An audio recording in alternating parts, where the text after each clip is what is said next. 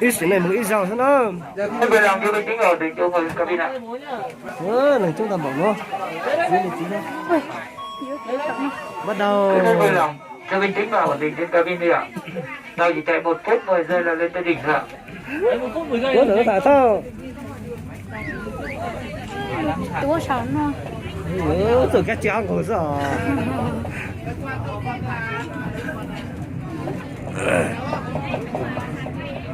đi tàu một lần nha 1 phút 10 giây xuống. Cất chu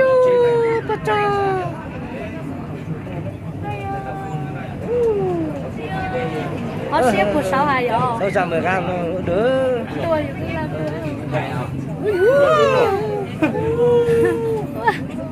chứ tao đầu tiên. không biết đâu con người đấy không hút được con đâu ui giống thật đấy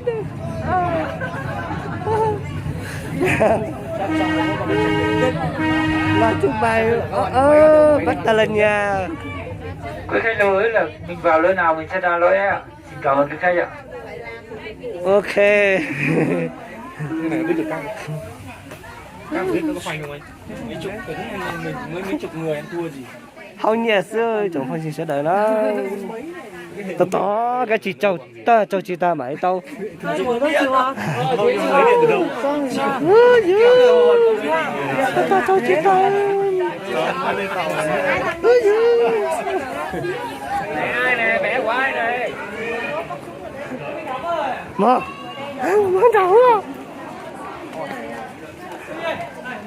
giờ trời tao hầu ơi làm gì thế tia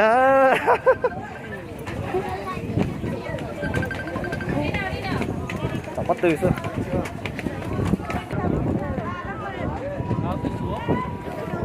Hôm này khắc nghiệt quá. 300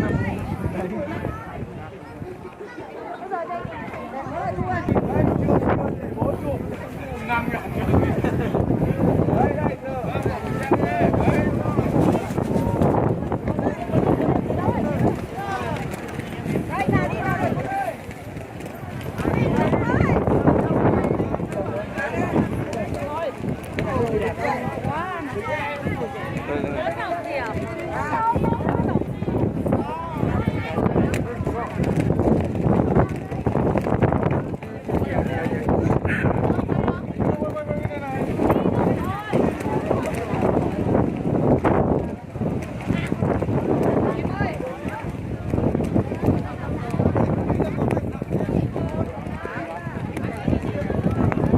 thằng Uyên nào nữ thằng Uyên nào nó thằng Uyên nào nó